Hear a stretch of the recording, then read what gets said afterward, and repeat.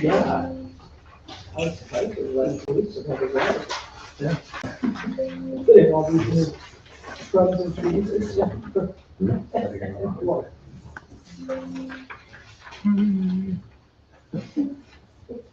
You want, I did not feel pain with me.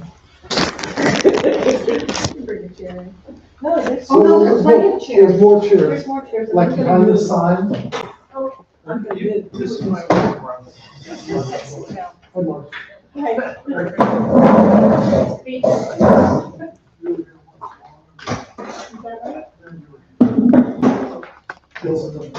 Well, I'm here a lot.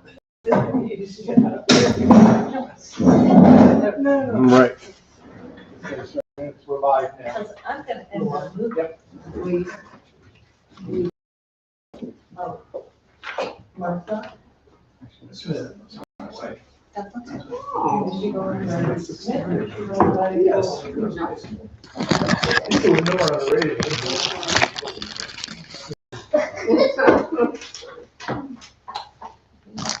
She'd rather be undercover. There's a knit back there. Yeah, go the other day, I go looking, it was all over the place, I was back, checked on me, great job, and she goes around and comes back. Not him. I call him Zoomies, he gets the Zoomies, he just, runs as fast as he can, and goes up to the window. Oh, yeah. How are you doing? They're out here.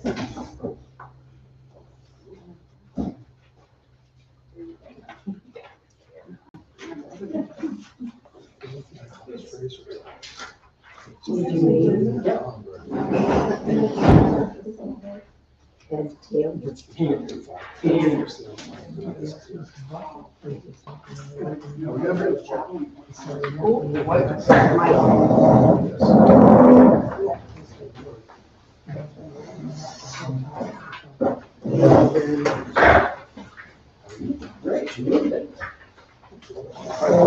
Hi, Corey. I didn't see you sneak in.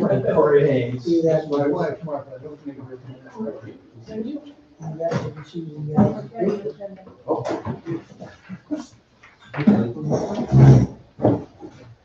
Well, I've been in the board meetings and everywhere.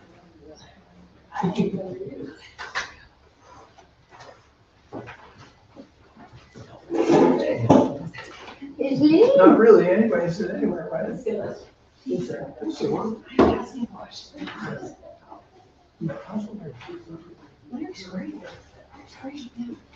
are you? She says. Right. I know he's taking care of it. Yeah. He's there most of the time. Yeah.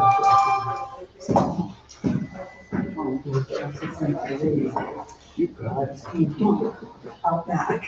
Like you got nothing. Long time ago. Do you remember building? Vaguely, out back. Yeah, there's a gravel. You still there, officer up there. And now I get all those space that's close from. Marina? you got 2 inch Yeah. minus the crusher run up there. And, nobody there Oh, that day. gosh, yes. Happy. Yeah, I don't see anybody in there at all right now. The crusher's gone, the shit is gone, there's a motor sitting there. Yeah, but they said, but when you call, somebody they said that they're every day, and they've got the hours, they can't start till 8. To take it Here's down the noise. and take it on the ground. Yeah. Excuse me. So I haven't showed you. But, I only showed you He pictures. said the Vermont Road, there's a lot of work, like good up there. Being that I had it on, it's going full.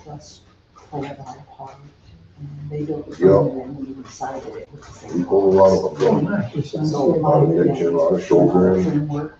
I got staining in, I put 2 coats of stain on it, Still got a so lot more to do, though. it's on the ground. And it turned out, yeah, it turned out really cute, yeah, it does, it turned out really nice. Yeah, I'm trying to. I mean, we decided to do it. That's why I I spent. mean, the first year I did it, and we had the first No. one. That's So I took it down and I repainted it, it was dark green, and it's lettering. So it always looked good. Yeah. So, but I didn't do it because. that's how I did it to my phone. Everybody's mom, Karen. Hi, everybody's mom. You didn't get that. I was, who are you? Excuse my painted hands here. I work for this. No,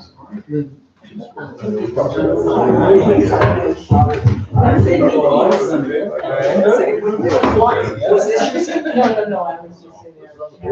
Oh, you and I will get along just fine. We never got anything done, no. But chat. No. No. Oh, that's what I'm missing. Just about there, I'm doing good, I guess.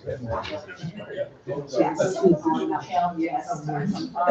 sometimes sorry.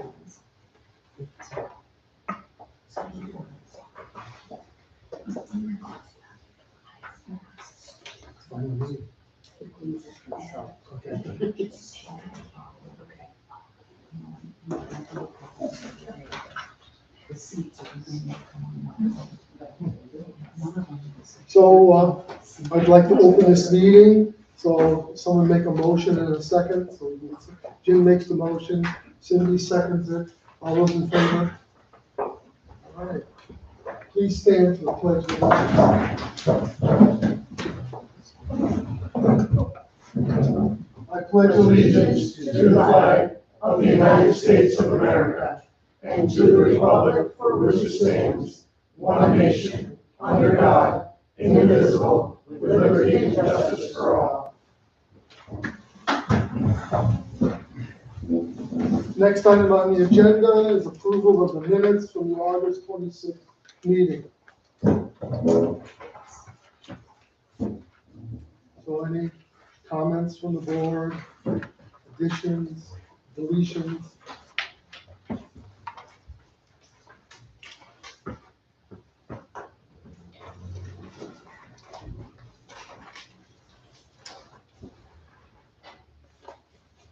Okay, third, Jim?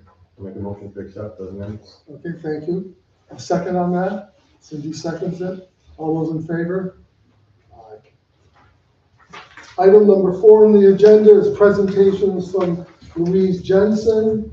All right, Emmett Smith's not here, whatever it is. All right, so let's talk about your proposal to purchase electricity from this local power company. Take it away, Louise.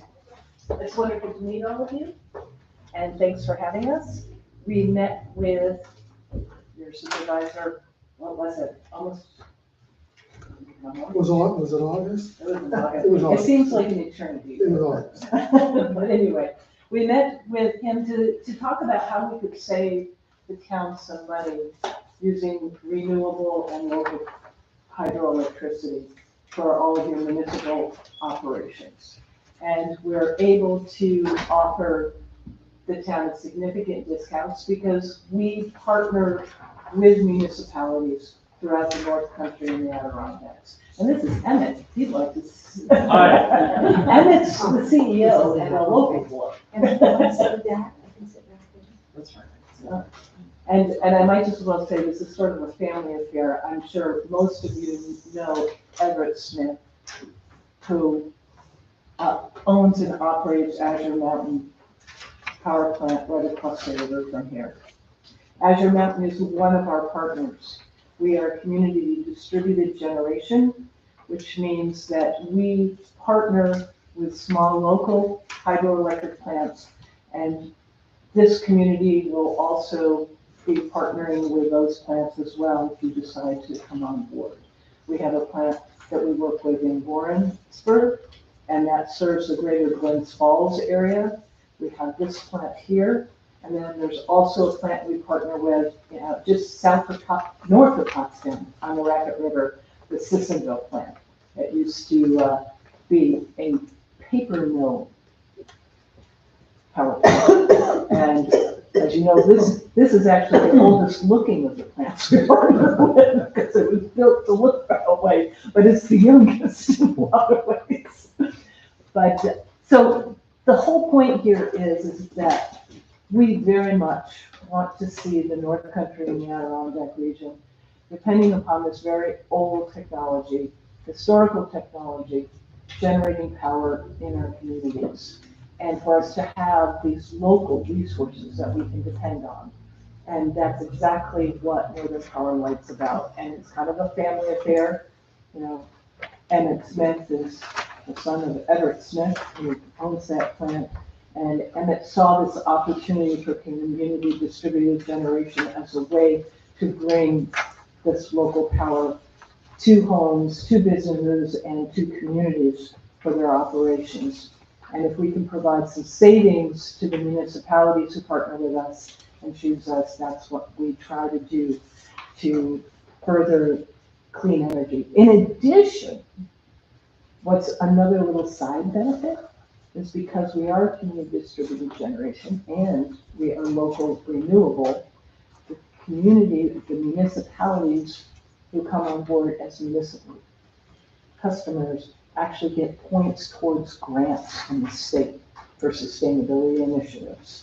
You know, the state works on a point system for eligibility for grants, and this is a way for the town to qualify for some of those grants and some of those points as well. So we look at it as a win-win for everybody.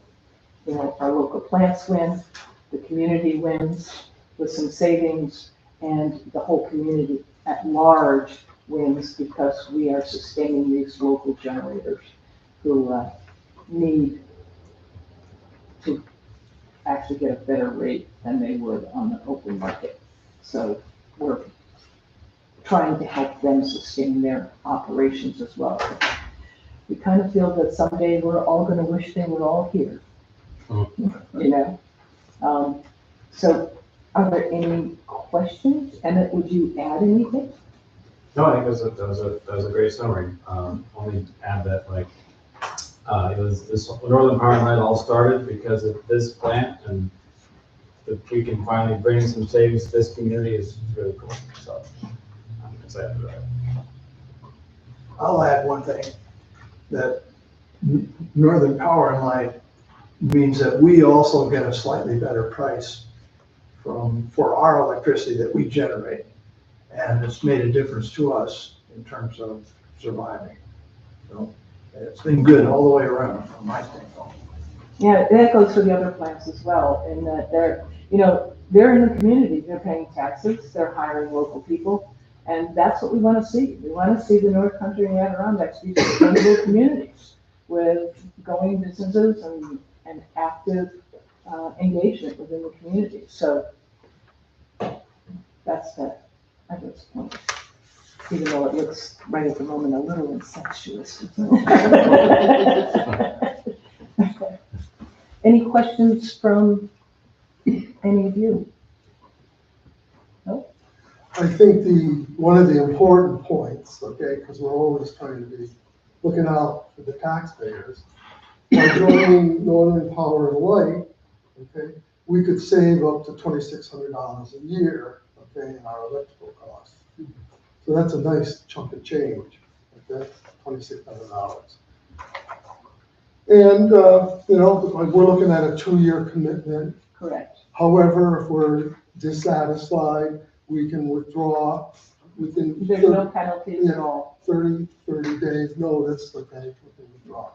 Exactly. It takes a little while for it to get started, because we have to work through National Grid to make the switch. But they still control the grid because they're the ones who distribute. There's a very distinct differentiation in the market between those who distribute and those who generate. And we're sort of a bridge, Northern Power and Light, between those two. And sometimes they're quick and sometimes they aren't. So we always pray for the quick, but it's not necessarily there. So it takes a little time before it would actually switch over, you know, a couple months maybe. And then again, there's no penalty to withdraw at all.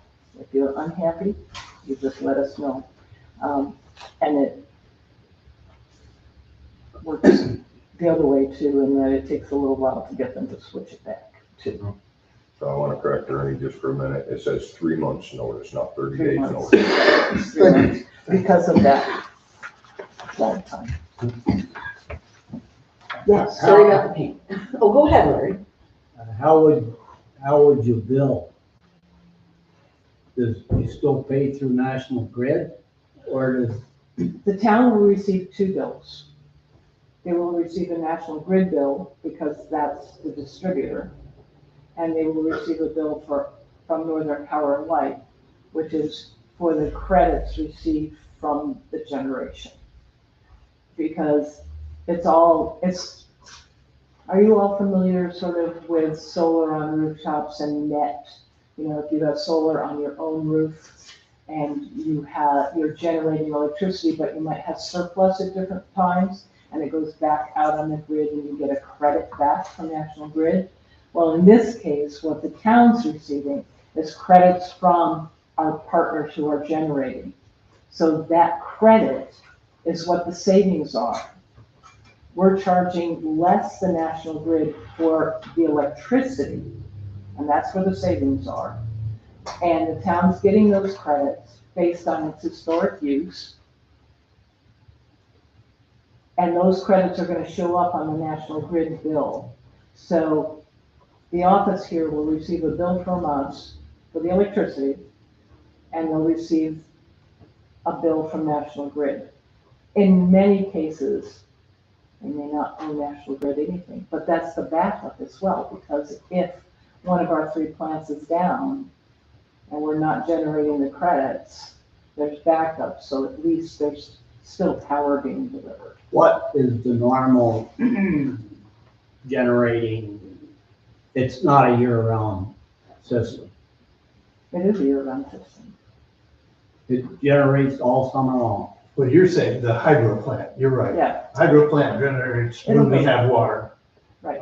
But the power from Northern Power and Light will be just like power from National Grid. You won't see any difference in the delivery of your electricity. Yeah, you always, National Grid's always, so if the plant's not generating, you get power from National Grid. Ooh, that's Credit on your bill for the power you got from us. So you got $100 worth of power from us, you owe $100 less to National Grid, and you pay us $95. So you get that $5 savings, the 5% savings. So you always get a statement from National Grid. Even if the credit you got from us is enough that you don't owe them anything, you always get a statement that shows you how much power you used. And then whatever we reduced your National Grid bill by, that's what we bill you based on. So, from the supplier, are you considered the supplier? No, No, we're not a because supplier. It's a different way of selling power. The National Grid charges for delivery, right? Yep. And doesn't it vary some months what the supply is? Or is it always the same from National Grid? So, yeah, so supply is a different part of the power bill. But if you get your supply through National Grid as well as your delivery, they're buying it off a market every month, and so that price does change. We don't have any impact on that. You get credits from us, you always save the same amount on the credits you got from us, regardless of what the supply rate is.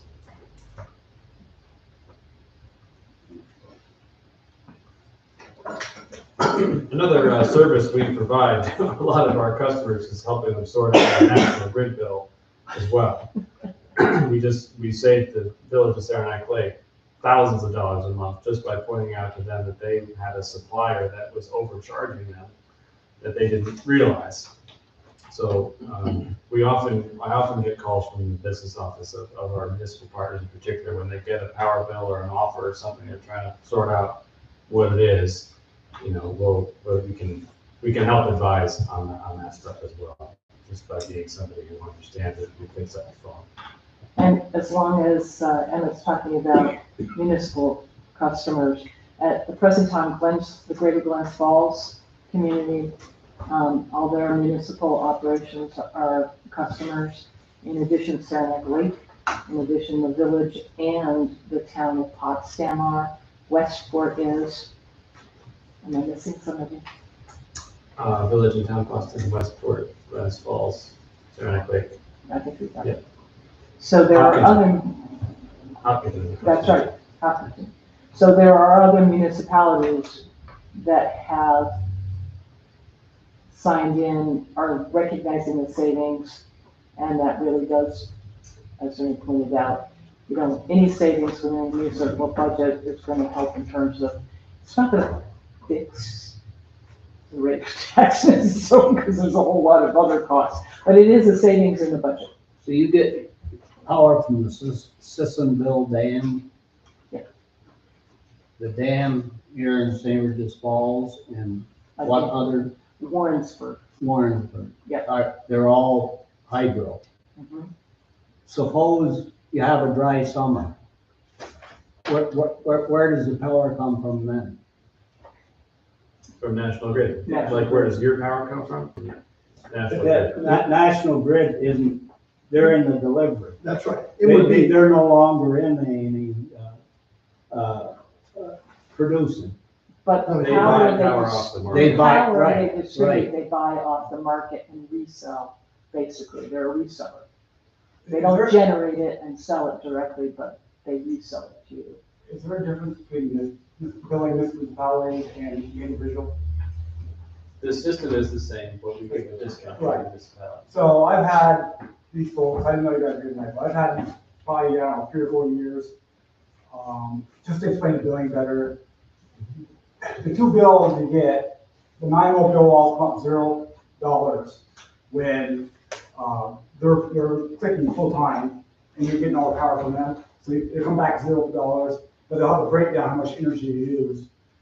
And then I think last year or the year before, there was a 1 month when getting to Lawrence's point, but what happens when they're not generating the power?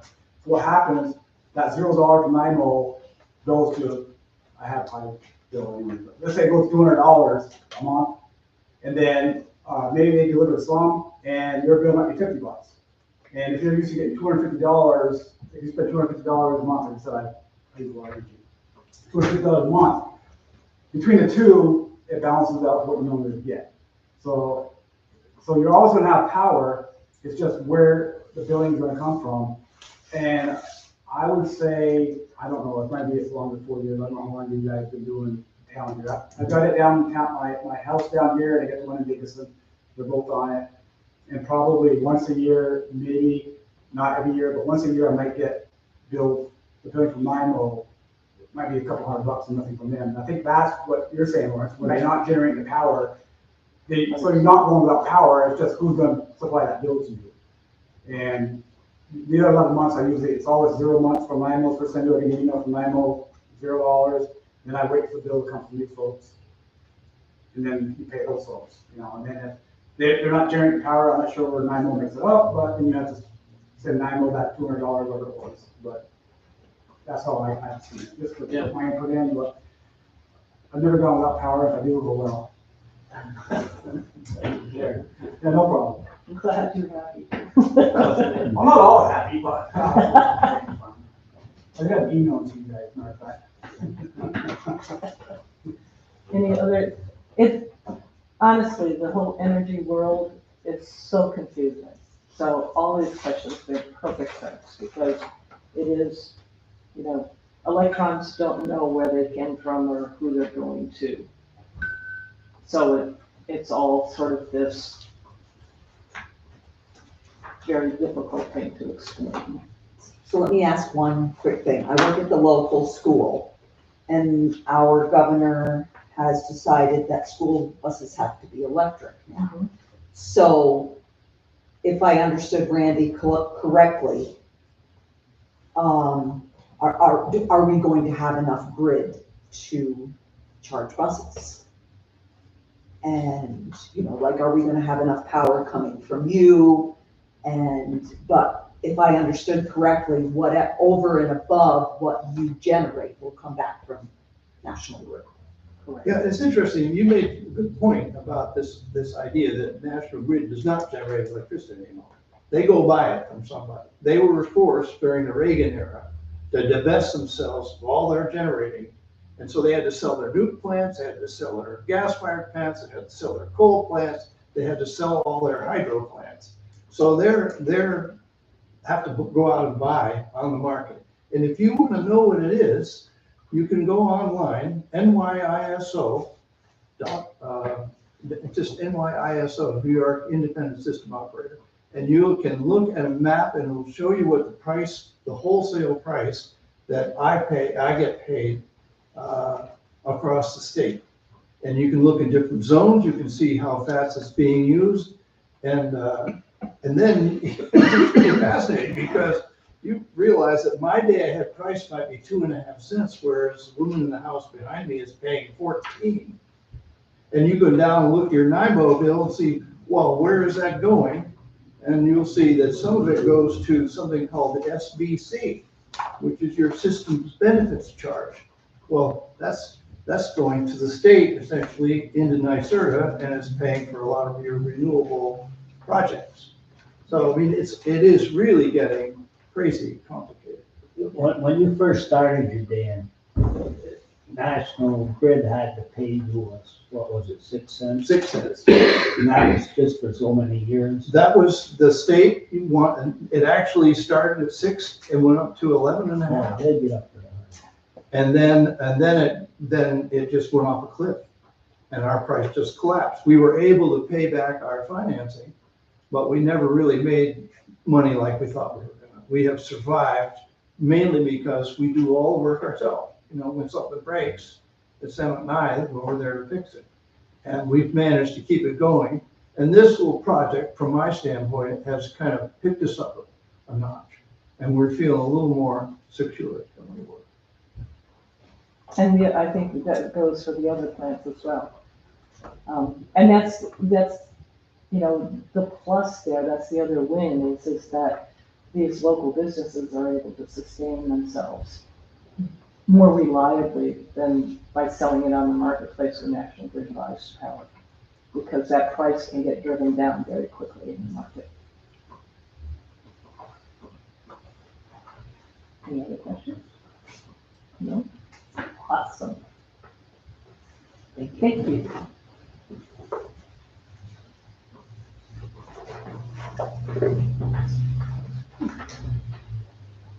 I have a question for Everett or Emmett on the elevation of water in the river, and especially after a storm. Is there any control, any markers where it's supposed to be? Well, yeah, this is always a big issue because we keep it within a foot of a given level at the powerhouse. Okay. And when the flow increases dramatically, we can keep that, but we can't keep the upper end of the river from rising because it's not a pond, it's a river. And when the flow increases coming down the river, it's going to be higher at the other end. We do have some influence, I'll grant you that. And we do try to control that. And when we're running, our machines are actually running on flow control, and they're trying to just hold the level steady. And if the water flow rises, our output rises. But we get beyond that, or in case when we're off, then it's just a question of adjusting the gates occasionally, which like happened this summer, especially right after this big flow we had, because we wound up with a blown transformer. And so we've been just managing the water by adjusting the gates because we're not actually running. And so we can't run off the flow control. Okay, so those gates that's all manual or is that automatic? No, this manual. That's all manual? It's all runs on a big hydraulic system. And, this is an issue that I'm really concerned about, frankly, because we're having these huge flood events and we just haven't hit us here. But, we designed, the plant was designed by a very sophisticated outfit in Maine, Kleinschmidt Associates, and they designed our gate functions to control the water level up to a 100-year flood. Well, we have had at least 3 100-year flood events since we started operating. And we haven't seen what some other towns just have seen lately, where they're getting a 150-year flood or a 200 or a 500-year flood, where you got 5 inches of rain falling in 2 hours. Mm-hmm. And there's a lot of homes that are not very far above the water. And we can only, I think that, our design, theoretically, we would have, at a certain point, our flashboards collapse. And so that we're assuming our gates are up and our flashboards collapse. And so that will control it up to a certain point, but there can be a storm that we don't have enough control of. And I really, I've actually said to the fire department, I think we ought to be aware that these floods could happen that we can't control. And when that happens, what are you gonna do? How are you gonna pull those families out of their homes along the river where the water is just gonna come too high? Mm-hmm. I mean, it's something that I lose sleep about just because I feel responsible about that. So, okay. Yeah. And that's just, the downstream, the first maybe mile, maybe not even a mile above the plant that we really have a direct influence on. Like when the water's low, it might be pretty flat, but the more flow there is, the more slope there is. We had a guy stop at the plant earlier this summer saying, I've got this, my water's 18 inches high at my house. And so where's your house? And it's 3 miles up, and there's 6 inches of water going over the dam. If we're 6 inches going over the dam and his house is 18 inches high, that's the slope of well over a foot that we can't control. And we're not allowed to pull the water down below the dam. We don't have that much leeway in that. But on an anticipated rainstorm, heavy rainstorm, you could open the gates sooner. We do try to anticipate. We could be better about it. I'm sure you're right. You're right. But one of the things that's been pointed out to us is that we could be more conscious about just maintaining 3 inches going over. But the fact is, our power increase goes up. So if we have 6 or 7 inches going over, I mean, well, it raises the head to a certain point. So I mean, we also are responsible to the federal government to produce as much power as we can. So we're balancing, but I think that having a local who's helping us operate it now will make a difference. One of the things that's also happened with the changing climate is that the rain is getting more localized. We're having more intense rainstorms, but they're also in smaller areas. And we've been relying on a network of data points, like from the U.S. Geological Survey, that show flows of water, but there's not that many, and there actually isn't one on the East Branch of the St. Regis. So we always looked at the one in Parrishville and the one at Brazier to figure out what's going on in the St. Regis. But now we can have a rain event that hits here and doesn't hit Parrishville, right? So we're not seeing that in the graph. Your point's well taken, though, Roger. We should be more concerned about it. And I think Emmett and I were talking about this at the end of the summer, that we need to be more proactive about that. Well, when they predict, 2 inches over a 12-hour period, you guys should put a little more thought into it and go, okay, we know we're going to surge. It's going to hit up above quicker, maybe 6-8 hours into the storm. Really tough to know. I understand that, but it also, you can lower that to where you're just going over the floodgates versus having that surge hit at a foot high. The more you back up, hold back to start with, the higher it raises in the smaller tributaries, which causes more issues up above.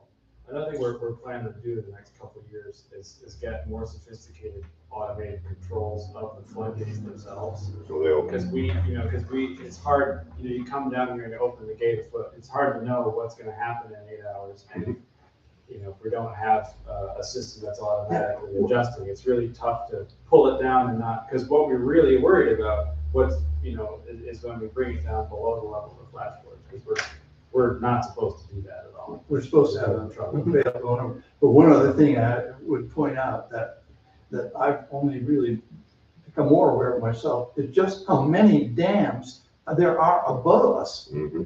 And it can really surprise us when suddenly we get an increase or a decrease in flow because at Meacham Lake and at Paul Smith's, they change things. Close up or out of board. And it surprises me how that can affect our water level here. I was on my way home one day and just this side of Meacham Lake on 458, and the highway department was clearing a beaver dam away from a huge roll culvert and draining this huge pond area, which goes right into our river, watershed. But obviously they didn't think to tell us that, so I ran back and watched for the water. Yeah, I do stay in touch with the guy at Paul Smith's.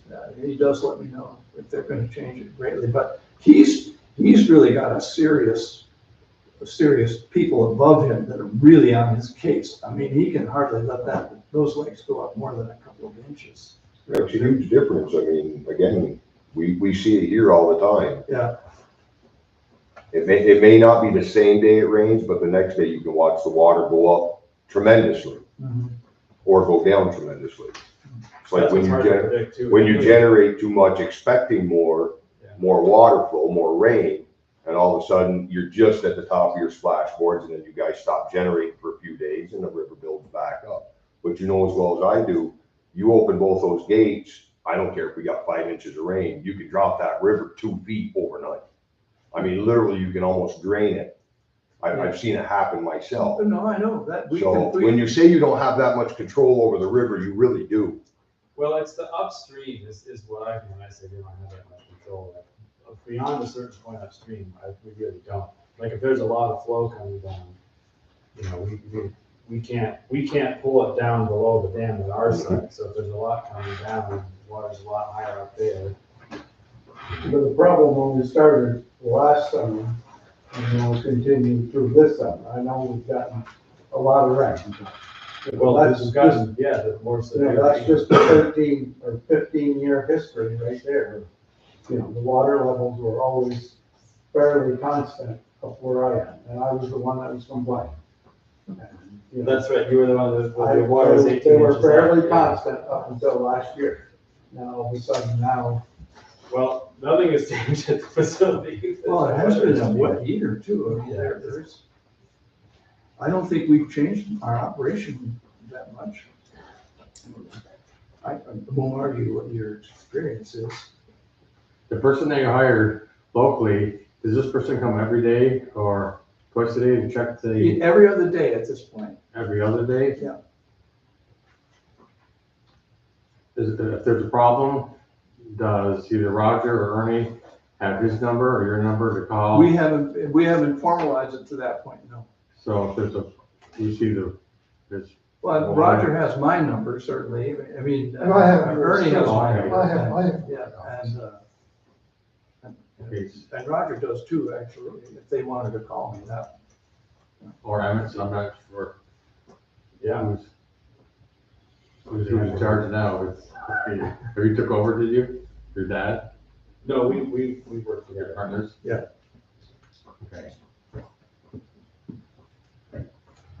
All right.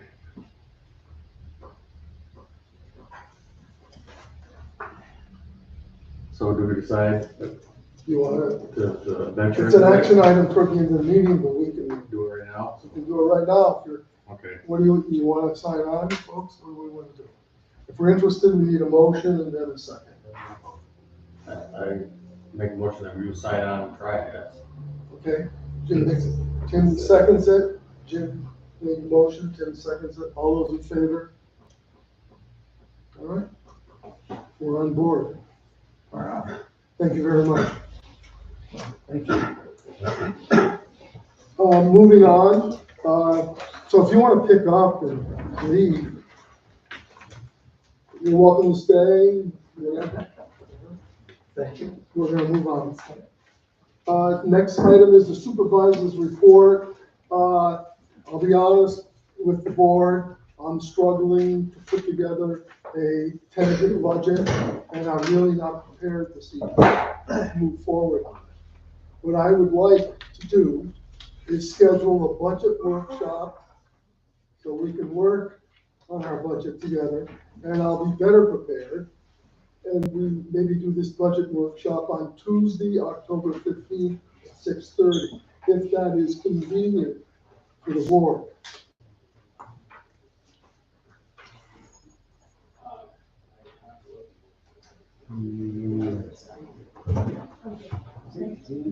Is that date?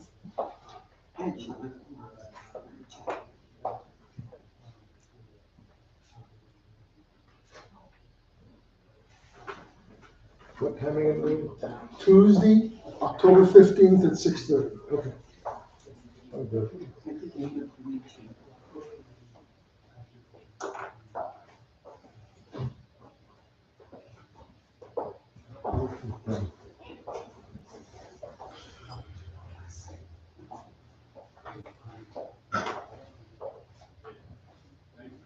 That seems to be good for the board.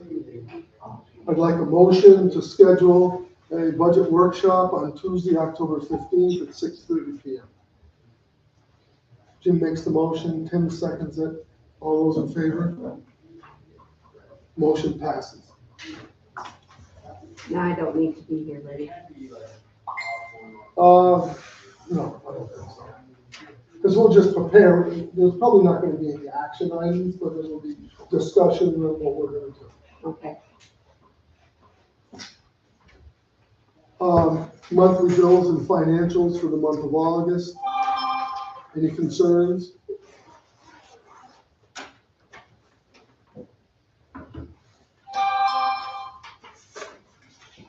All right, if there's no concerns, then we'll move on. Next item is bus garage contract with the school district.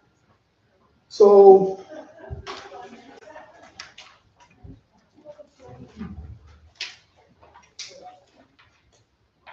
what you have in your board packet, okay, is a letter from the school's attorney, Douglas Gerhardt, from the Honeywell Law Firm. It looks like it's down in Albany, New York. All right. And basically, his letter says the bottom line is they are not authorized by law to pay fees in advance of services rendered. This holds true for intermunicipal agreements. So by the municipal agreement that they propose to us, he's claiming under law that they cannot pay us, but only by 4 separate payments. I don't know legally, but I know our school pays most of our budget at the beginning of the year. Our software's paid in full. We don't do it in 2 installments. Once we know it's working, that's it. And I'm not 100% sure, but we proposed a lease agreement. This agreement that their lawyers have prepared is actually this intermunicipal agreement. So we might be talking about 2 different legal documents. We traditionally have had a lease. Now they propose this intermunicipal agreement, so apples and oranges. And I guess if this is, I wish the school district had explained, I think this is what's going on, I'm not 100% sure, but if this is the way they wanted to go, put your cards on the table at the beginning and say, we're interested in this intermunicipal agreement, and we have to go this way, as opposed to your lease proposal. So, what do you think, folks?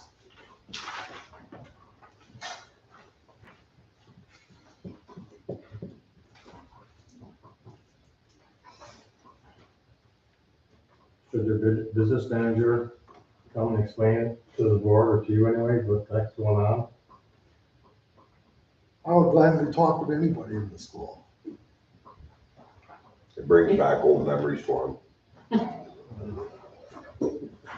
Well, I have an If office somebody will here, talk to you. the superintendent has an office. Is that 1/3 of a mile? It's not even a half a mile. Right. We should be able to talk face to face and try to work this out. I welcome the meeting.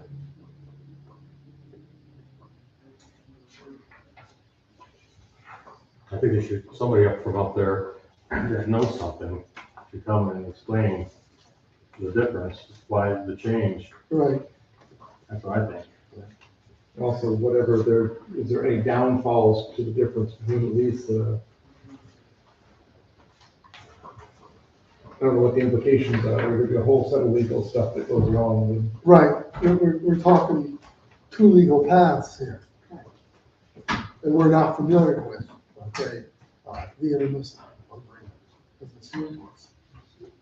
And if you notice, the whole tone of the letter is, if there's any questions, then they want us to talk to the attorney. That's what this letter That says. is a surprise. There's no invitation to talk to anybody in the school.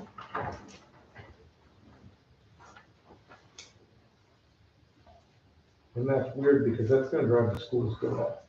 Every time you talk to an attorney, it's a fee. Right. So if the school's gonna bypass their actual right to address an issue and pass it directly to an attorney, I don't see how that's. You got a very valid point, okay? There's increased costs every They're time. spending money Yeah. for nothing. There's certainly some validity to that argument. And also check what the difference between municipal and lease when, if they default.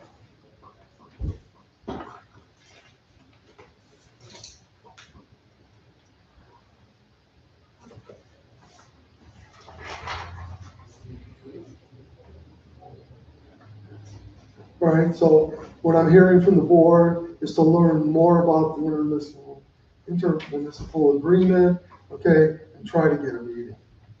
Yes. Anything else? All right, so that's my task, enter a definition of intermunicipal agreement and try to get a meeting. Somebody on this board. Input box. All right. Thank you. We'll move on. Next item is discussion of rate increases for the SRF scenic camper.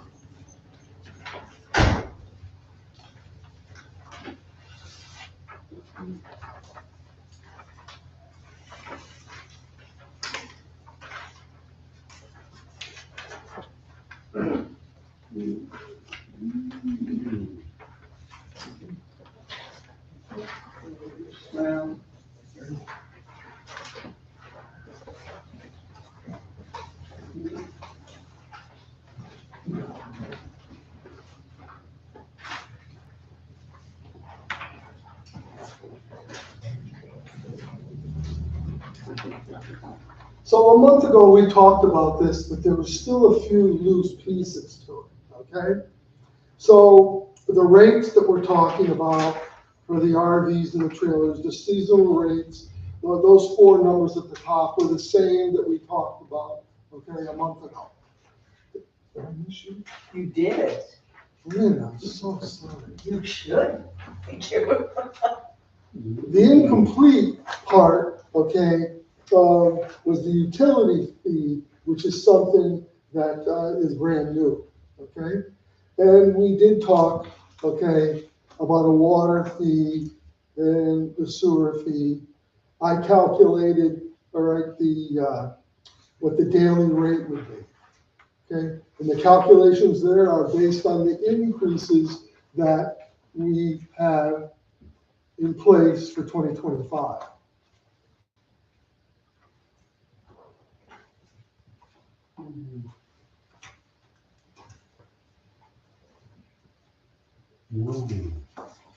So it comes to 30 cents per day for water, my calculation. And then I looked at the camping season, okay, from May 1st to September 28th for next year. That's 151 days.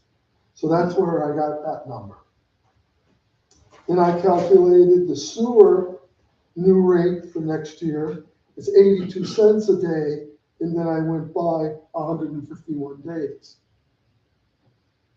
And then the electrical rate, okay, I calculated out, is that it's 52 cents per day.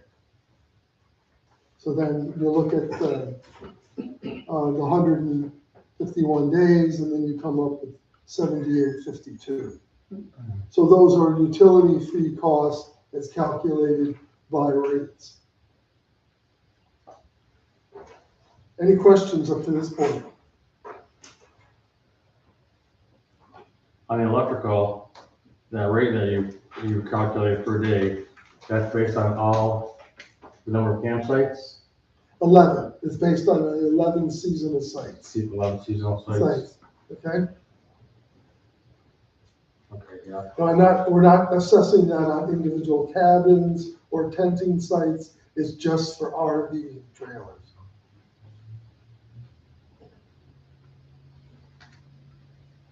Then I said, this is new, this next session, RV and trailer sites, short term. So we're changing the rate from 35 a day to 45, but then I figured we should charge them for water, sewer, and electric on a per day rate. So I used those basic calculations and rolled it over into short term. So some people come in and spend 4 or 5 days. Some people will spend a week, some people 2 weeks. But then they would be charged, okay, the same as the seasonal on a daily basis. The other sites, that was there a month ago. Nothing changed, okay? Then we look at cabins, all right? I'm basically looking at every cabin up there, and we're raising it $20 a day. The last change that you see is the Rock Hill cabin should have a 3-day minimum stay. And this came from the employees down there. That's all it's been. Right, but somehow we get, this is the issue with the Rock Hill cabin.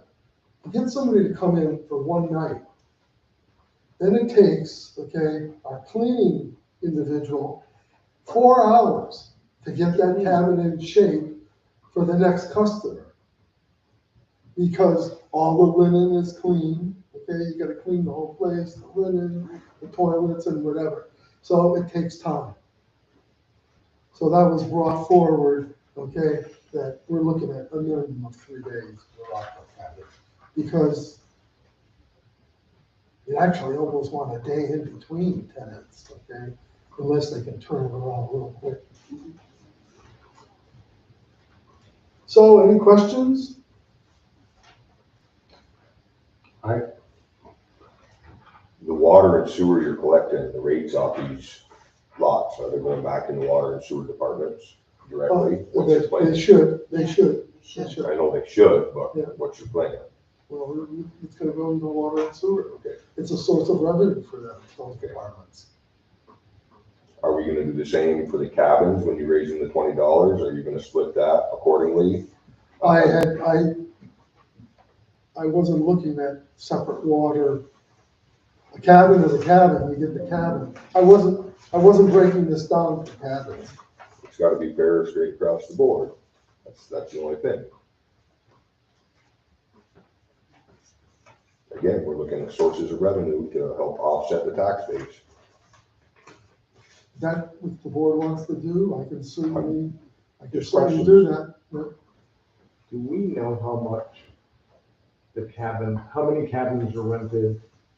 Like a list of how many days they weren't rented, they were rented?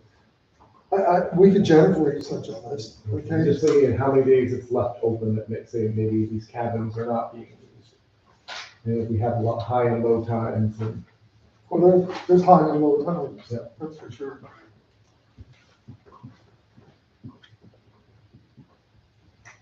I don't think we do we do any advertising on the campsite other than what I put up on the website? Is there anything else on the internet that says, like, we're a member of a campground association or camping association or? I believe there's nothing besides our informal website. I thought I asked that question in the last meeting. If price increase is validated by the number of visits, you know? when you look at the prices here, though, it's just like everything else, we've had to raise a little bit. We've never changed the prices or haven't. Well, yeah, Kept there up was with a how price the- increase not long ago, 3 years ago, right? I'm not sure. We've increased it since I've been on the board. Yeah, the seasonal was increased. So And truly, the seasonals are cheap for storage for the winter and the lots themselves. They are. Compared to any other campsite. Yes, they are. I know people that pay $400, $500, $600 to store their camper for the winter. So I have some prices here. Babbling Brook RV Park, and it's close to Fort Covington. Cabins are anywhere from $100 to $150, okay, at night, all right? RV sites are anywhere from 2,300, this is seasonal, from 2,300 to 2,500. They're RV sites. And tenting sites are $50 a day. Deer River Campsite, cabins, $120 a night, no, 120 to 130. So maybe they up it, okay, including utilities there. And then the RV per night, all right, is $53, $55, okay, at the Deer River Campsite. High Falls Park, which is another campground in Chateaugay, all right, RVs are $1,250 to $1,400 as a seasonal. And they charge, you have to pay your own electricity and all the other utilities. And then cabins are $50 a day. And so those are three relatively close places.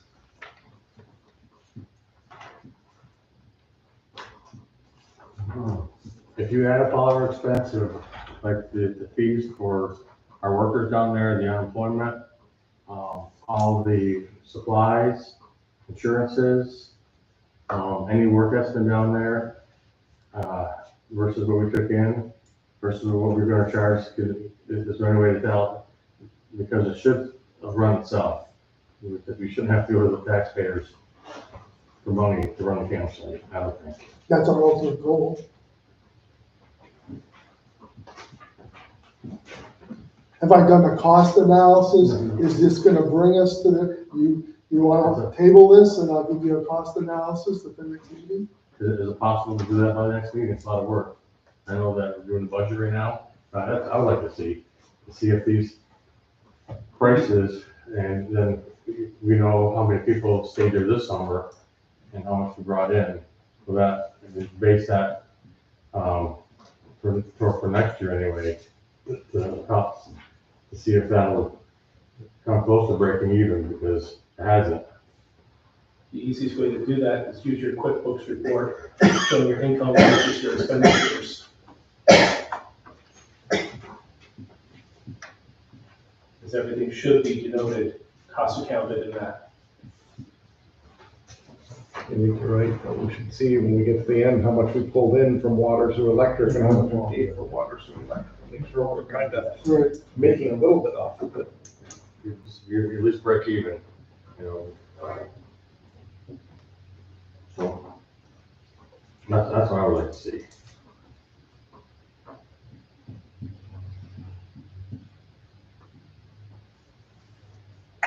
The garbage, there's a lot of things that are gonna go into it.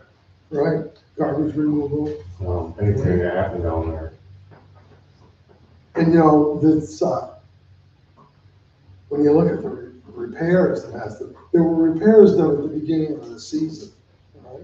We had a repair in a water main break, okay, last week.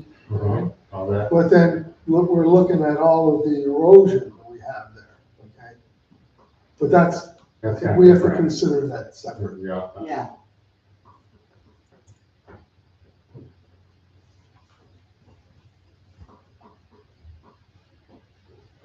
So Okay, it's possible. you want to table this? Yeah, if we have the time to put that together or have the help to do it. I don't know, I like to see it anyway, make a better decision on prices. All right. Let's make a motion to table this, and you want a cost analysis. Okay. What you said.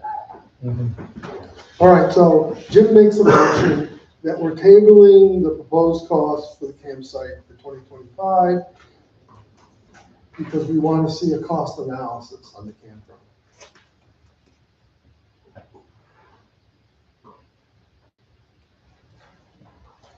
You all set, Debbie? I need a second. Thank you, Tim. All those in favor? Aye.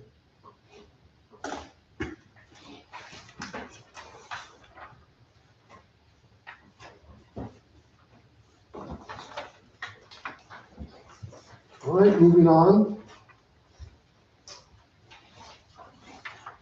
Discussion of the replacement of the sidewalk in front of the community bank NA. The sidewalk is atrocious. I believe at one time it was the responsibility of the state of New York, okay, because that's right on 458, and it would be their responsibility. I call a person in the Department of Transportation who is local. I respect that individual's opinion, and I asked him, and he said clearly, okay, it's not the state's responsibility, it's the township that has the sidewalk next to the state road. Okay? Well, I can verify that. I double checked. And with the state records, the state and the county can build sidewalks, but it's up to the municipality to maintain them, unfortunately for us. So, it's bad, and we gotta fix it, okay? So I'm asking the board permission to solicit quotes or bids, okay, to replace that sidewalk. It's beyond, well, first of all, we're kind of low on laborers, okay, in the highway department. It's out of the question. They just can't pull it off, okay? It's the way things are right now. So we're gonna have to solicit bids from a private contractor, is what I'm asking the board to do. When Phil Hands was here, he said he had sidewalk money up to $15,000. He said to go around town and put a plan together for our sidewalks, and he would give us the money for the sidewalks. I don't know if we have time for that or what. Well, I think we have to, I'd like to get a quote, okay, Yeah. so that we can give it to Phil. Okay, and see if he would back that, but we need quote, a bid or a quote first. Okay. As long as they know Two quotes. Yeah, we want, ideally, we put it out there and we can get one or two, all right? We can just make some phone calls if we're just looking for quotes. Reputable masons. How late into the year can we put it down? I'm just thinking is with these meetings and stuff like that, is it gonna actually get approved before? I've talked to him. Well, that's what I mean. If the board approves going out for quotes and getting it, we have the money in the sidewalk fund. Okay. Yes, the money's there. So we can cover it and then submit for the grant to get reimbursed. Okay, This way we can get it accomplished before the end of October. well, that'd be great. If we can. If right, We but get the still, couple yeah, just quotes. the winter coming in. Mhm. Construction has changed a lot over the years. So they put anti-hydro into the concrete. It's, the colder weather, they cover it, they can put heat on it, okay, so they can do this type of work, not in extreme cold, but A lot cooling. later than we Yes, used you do, that's right, exactly. I need a motion from the board to solicit quotes. Tim makes the motion, Jim seconds it. All in favor? Yes, it passes.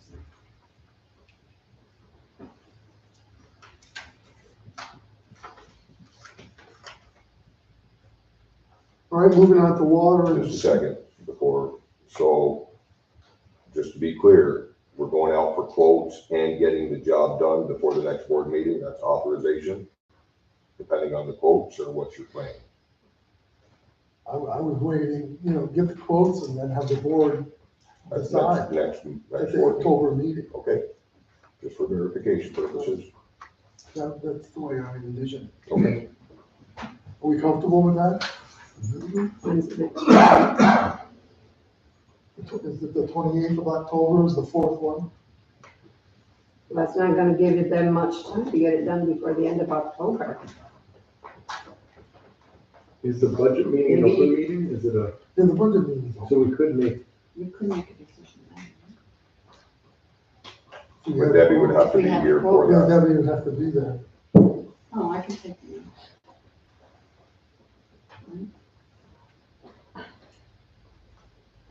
We'll probably have to, we should advertise it then, okay, as a budget, okay, workshop, all right?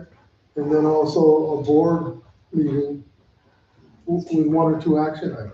Yeah, that should have to be. We'd have to, we could do both, but we'd have to advertise it. All right, so we'll try to add it. We'll try to.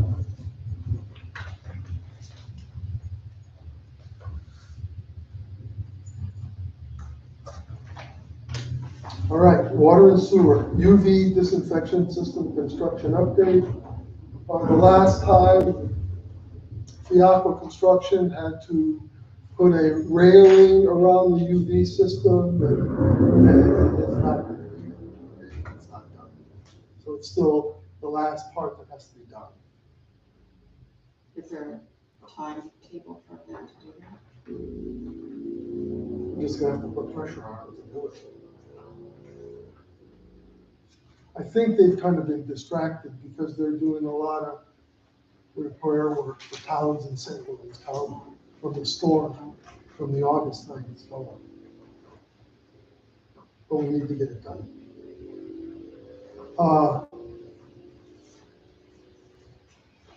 Jared Brockway, okay, has taken the civil service test, all right, that to be wastewater and water treatment plant operator trainee.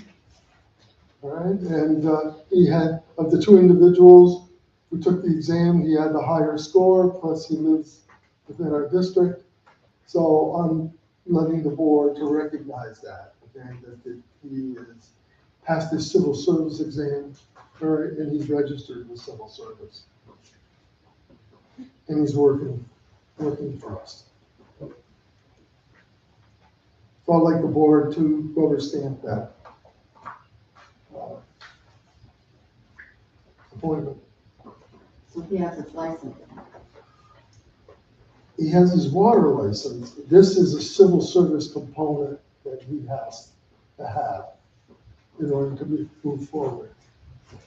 And this should have been tracked and should have begun, okay, shortly after May 1st, okay, of 2023. This should have been done a long time ago. So this is catch up. If civil service is now happy that this step has been taken.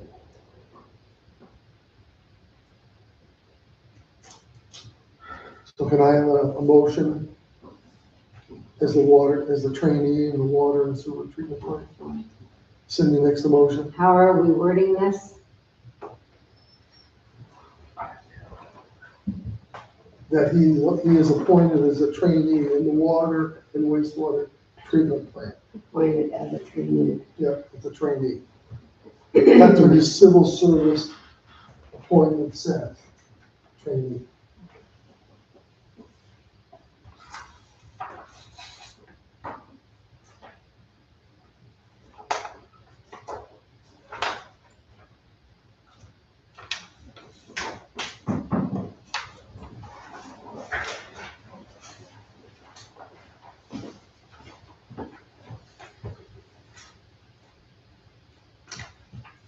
Okay. Thank you. Do we have a motion and second on that? Did we do that? I think so, then Cindy, I made the motion, but then. There's no second. Tim should make the second. Tim makes the second. All those in favor? Jim, you shouldn't vote at all, okay? No, I'll keep All it now. right, just ignore his hand, okay?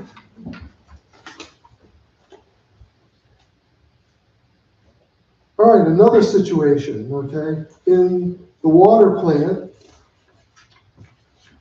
There's a furnace there. The furnace is over 20 years old. And it's time to replace it. So we want to try to, I'm asking the board to solicit quotes, okay, for a furnace for the water plant. Jim? I make motion to solicit the Okay. bids for a new furnace for the water plant. A second? Tim?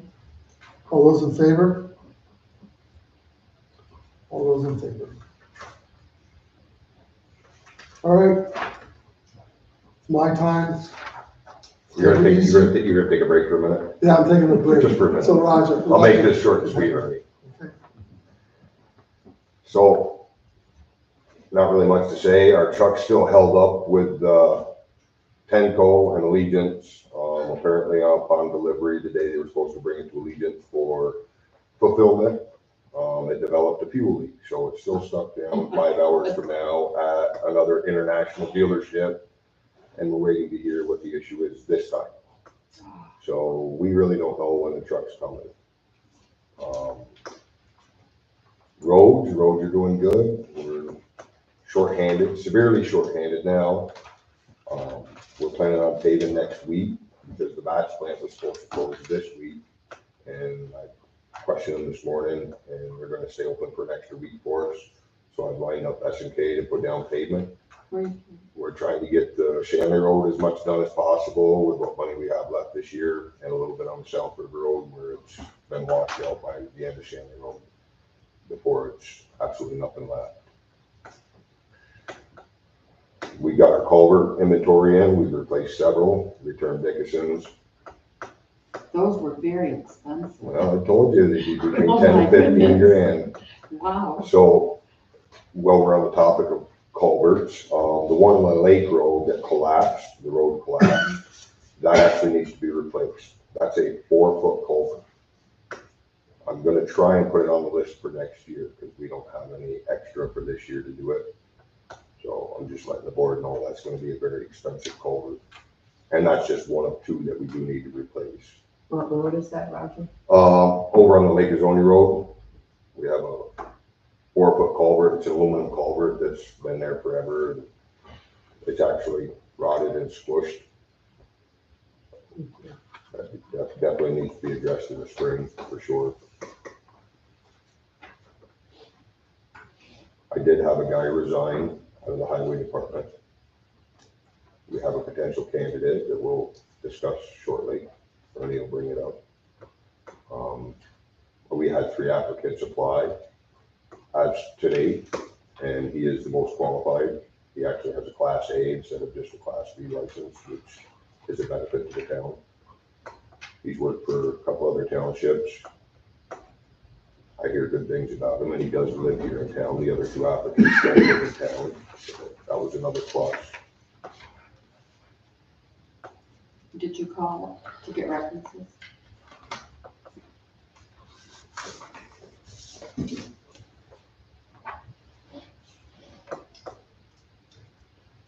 The one thing that, we went to the bank and we closed on the loan to purchase this dump truck. So the money's in our account, okay? So when it's delivered, the money's there to pay in full. So we closed with the bank this last Friday. Did we get any advantage of the tax cuts? I don't think that was, Okay. no, the answer is no to that, okay? It was they extended the rate technically expired at some point in August, but they First extended. week of August. Yeah. So they extended the same rate, okay, because they knew we were on the quote verge of closing, okay? But it goes on still, as Roger just explained. We got an exchange of machinery with Tom Dickinson. You want to explain that? Yep. So, as we know, our mower is failing. So Dickinson had their old mowing machine down there. It's an actual boom brush hog versus a flail mower, which is what we have. And I talked to Eric about swapping our grade all that we no longer use because we replaced the grade all in the backhoe with an excavator. And he was interested in swapping for the mowing machine. board's all on board with that, I would like to make that trade. One, it'll take it off our insurance policy, which will reduce that a little bit, not a significant amount, but it's one less machine you have to maintain. You guys actually use the brush hog, and they love it way better than the flail mower. We're not breaking knives every day. The cost of running the machine is significantly less than the flail mower. On an average day, we were breaking more than 2 knives on the flail mower. You can't cut big knives with it. And this brush hog is. You see, it looks better. I've seen some of the stuff versus the other one, and it mows the grass at a higher rate of speed. I mean, it's a cleaner cut, more even, uniform. And again, reaching out into the brush, pushing the roads back, the shoulders. It's a hugely different machine. And at this point, we can't afford to replace the tractor and the mower. I mean, that's a $200,000 investment that we just can't afford. So this was the simplest, most economical way to go for both temperatures. This is more goes on our tractor? Goes right on the 3-point hitch, just like the other wheel. Okay. Yeah. Yeah, if you're happy with it.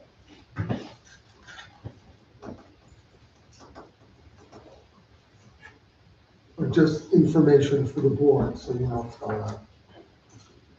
Or do you want an action item? I would like the board to approve the trade between the two towns. Cindy makes a Trade motion. grade all for the brush hog.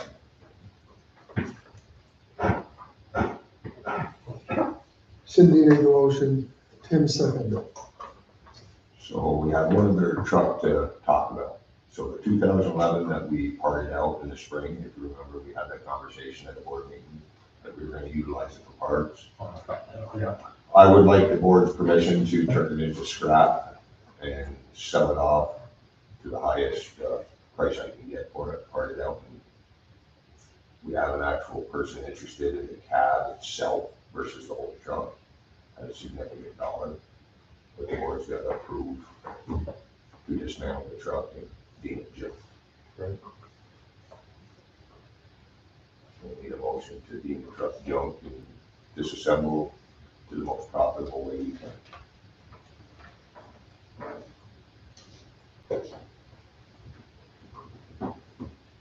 And how do you go about doing that?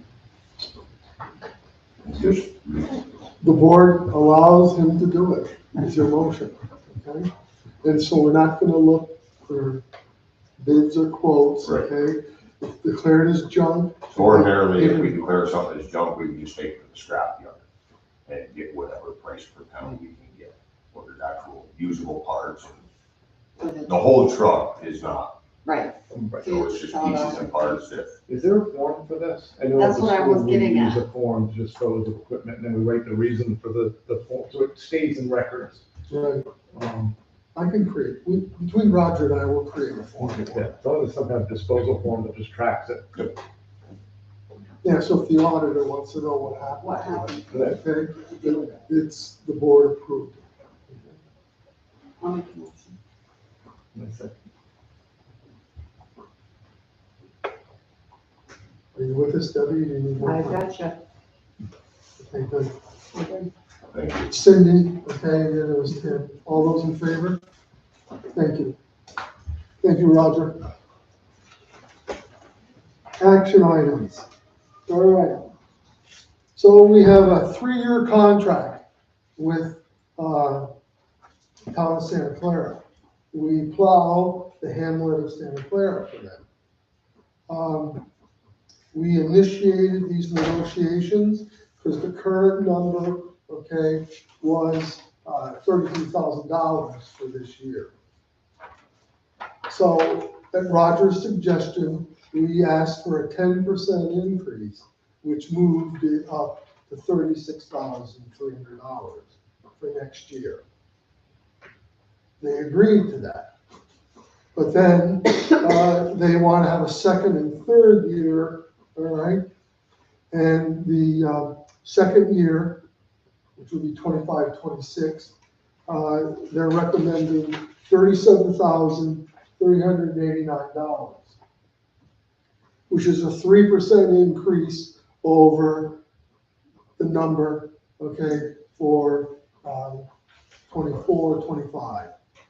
And then they suggested a third year, which is another 3% increase of $38,510.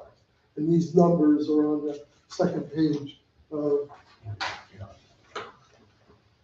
So Roger and I discussed this, okay, and we're recommending to the board to approve this 3-year contract with the Township of Santa Clara.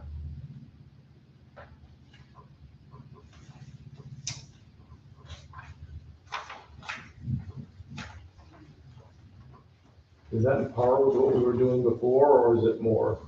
Say that again. Is it in par with how we've been doing the plow, or is it? There's nothing added to it, it's just an increase in the fee for the service we've been providing. And they pay us in 2 parts, okay? Fall. We one in the fall and one around March 1st. Half and half.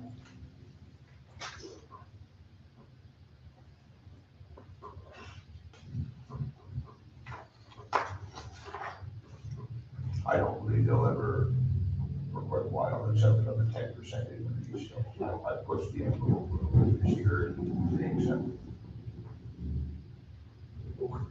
Then they cover it with the second. Well, you know, 3% is 1% over what, we're allowed on the budget. Any other questions? A motion and a second, please. Jim makes the motion. Cindy seconds it. All those in favor? Contract's approved. All right, we tabled the rates for the SRF scenic campground. All right, next item is, all right, to accept Thomas Brown's resignation as an MEO effective September 13th, 2024. Jim makes the motion. Cindy seconds it. All those in favor? Resignation is accepted. Is that a formality? Because I know someone else has recently resigned from her position, and they really can't make you work. No. You can say no. I guess because I was in school administration for so many years, when you hire someone, the board should appoint them. And then when they leave, okay, especially on their own, when they resign, then the board should recognize that. Okay. And then, so it's there, they started at this date, okay, and they ended on this date. So I think you're gonna see that I wanna do this, okay? Because it's order, and it's the history of that employee in this township. So yes, yeah, it's a formality for record keeping. All right, so Roger, okay, is recommending, okay, a Daniel Farrell, okay, for the MEO position. So we have a vacancy in. And any start date for that, Roger? I believe he's gonna get 2 weeks' notice to his employer now. So it'll be at least 2 weeks. Right. Unless something changes. The individual lives within the town of Waverly. That was not a requirement, okay, but I think it's convenient. It's a plus, all right, plus his, see, you mentioned that he's got an A. He's got a class A, Right. which is a trailer endorsement, not the trailer versus just a straight up truck. So, and the track record is good. Any other questions? And I know I handed out his application.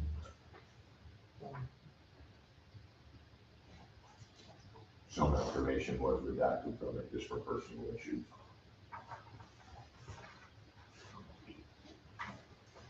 Any questions from the board?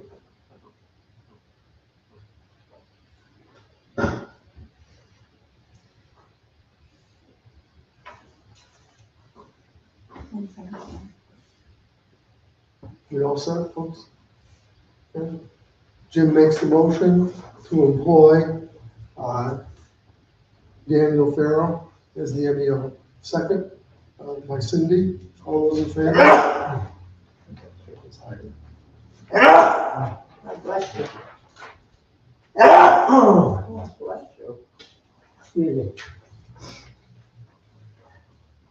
Moving on. So a little background, at the last board meeting, we employed Joe Cole for beaver removal. And it was stated for 1 year. So that was kind of vague, okay? So we've kind of fine-tuned this, okay, with Joe Cole, all right? Is to make it within our fiscal year, okay?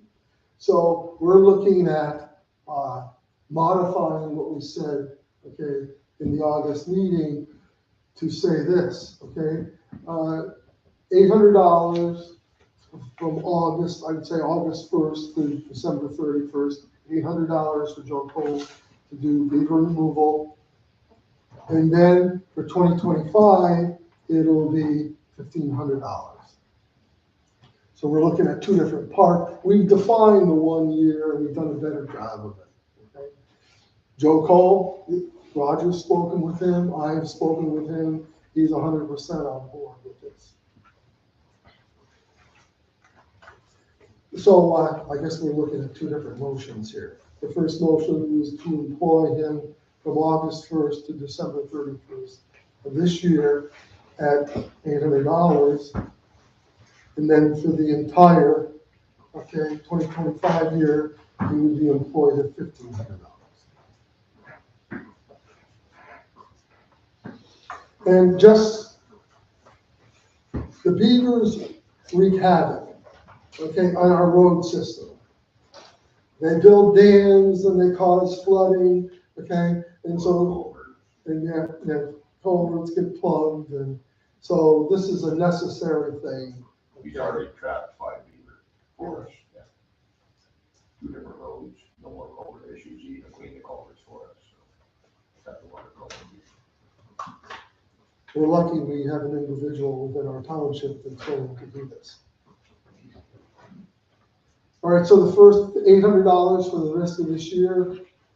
Motion and a second. Jim and Tim. All those in favor? The second motion, $1,500 for 2025. Tim makes the motion. Jim seconds it. All those in favor? Aye.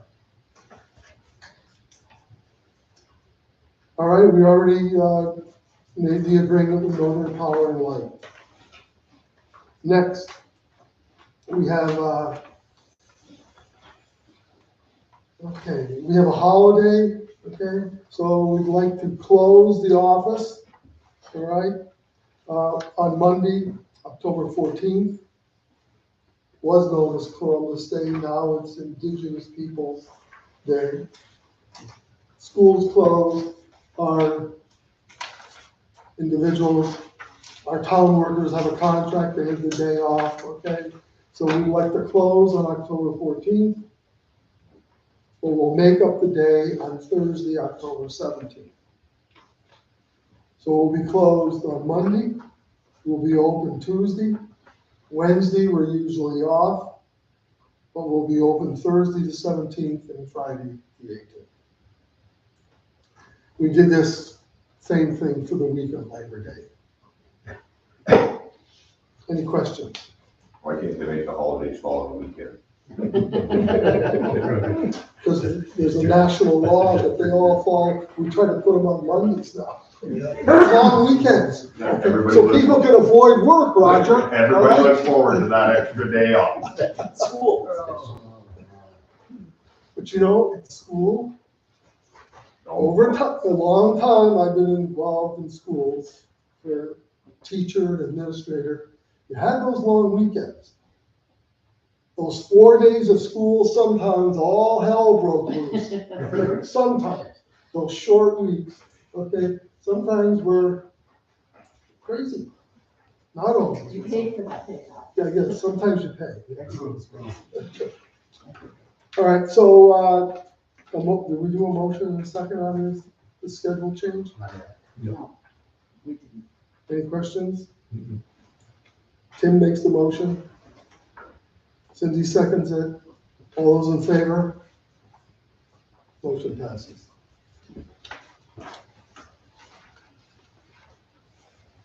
All right, we have some budget amendments.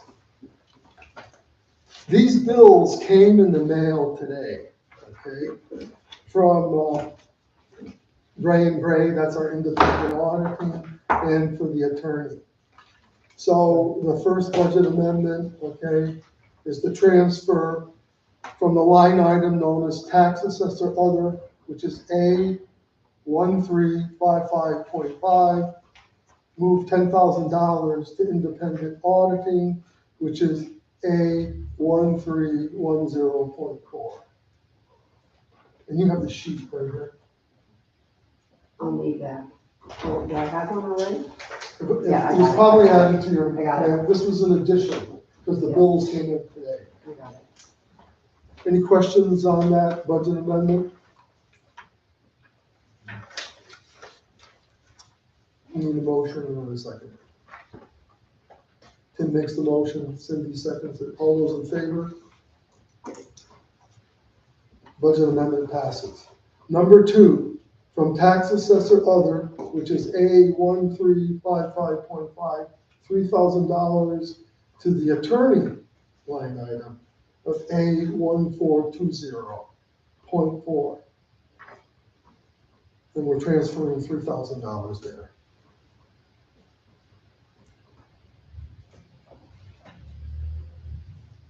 Any questions? A motion to approve, Jim. Cindy seconds it.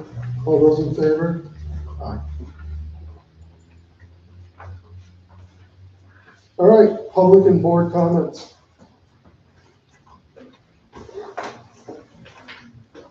Yes, sir. Yeah, Mike and I are from the campground down here, and people down there, they ask us to come up and with these increases, some chances of getting the Wi-Fi put back in there. I've got my. You talked about It's it. gonna be too late for well, I'll bring it over to test it, but I gotta finally get it back from the school. I finally get it back. It was behind someone's bureau during the summer, and until they moved it all back in, I didn't see it. So I've got the pieces. I actually want to try to shoot it down towards the water treatment plant. That'll give us a definite on the range, and then we'll have to work out something where we'll have a central antenna, and either you'll buy your own antenna, or there'll be one down there, a central area that'll just allow for the area. Okay, because I just bought a Elon Musk Wi-Fi setup and everything for my camper. That wasn't cheap. No. Another thing they brought up, the girls down in there said, you get them some paint and that, they'll spruce up the bathrooms. They'll clean up, paint them up, and. But we got paint out of the beach. We didn't get out of the campground. Chris and I donated money for the paint. And we had the kids at the beach work on that. Right, we bought paint to do fire hydrants, okay? And then we had paint to do the bathhouse. But I guess, yes, so you're talking about the shower. The showers, yeah, and fix some of the doors down there. They said I don't use them, but other people do. And another suggestion they had, if you could have a spot down there, there's one small cabin that John says he doesn't rent very often. Possibly putting in a couple coin-operated wash machines and dryers that would basically pay for themselves if it's possible. It's just ideas that they're thinking to spruce the place up. And another thing is an ice machine. I think the ice companies will bring machines in and spot them, and and then what ice you sell, you pay your bill with them. I don't know how they work. And then there's one thing that we think really should be looked at. We were up and talked to Ernie about it, what, 2 weeks ago, 3 weeks ago? Yeah, shortly after the last meeting, we came to visit. Yeah, all that rain and stuff that washed down there, there's oil coming from up above us somewhere. Down through it, and this leach is going right into the river. Mike has got pictures on his phone, and there's still oil pocketed along the shoreline down there. I know which spot it's got the oil in the water on the river. Oh, so, and it's nothing that's coming from the campground. So this is the color blue stuff, right? Like blue paint that's coming down? Yeah, you're, look up. Let me see it. Oh, You can get them old new. Someone's old, oil tank buried. Well, it happened, and that's Erosion. it's just the worst thing when you bury your oil tank, because you have no idea what's gonna happen.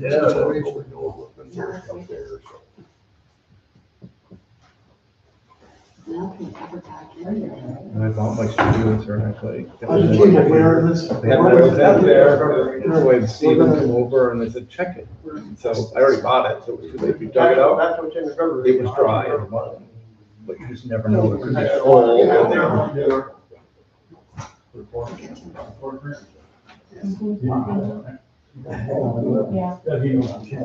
Is it sludge? No, Or is it? it's not sludge. No, it's not sludge. We'll show you. It's like big part of the river right there. That's the edge of the river.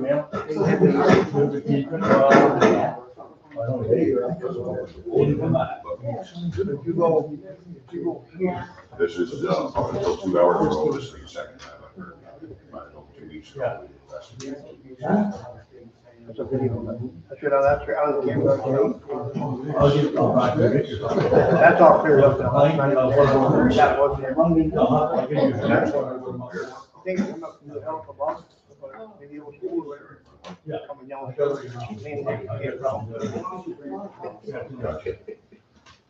But that's not there no more. No, that's all cleared up now. That's what it was before that. Oh. So you had some idea about it. And then I get some smaller pictures, you can see them right here. But just, just lay it in there. That was after rainfall. I wonder if that's, part of that mica deposit. Maybe, would it do that? Any iron deposit or mica deposit. It makes you wonder though, I don't know much else. We can have it tested, I mean. We're gonna have it tested. We'll make a sample of it. Make sure it isn't somebody's. Yeah. You see all these small gas stations that all their tanks are above ground because they don't want It's crazy. Contaminating soil, which is again, a huge millions. And it all goes down to the transfer station, it's buried in. It's just a money.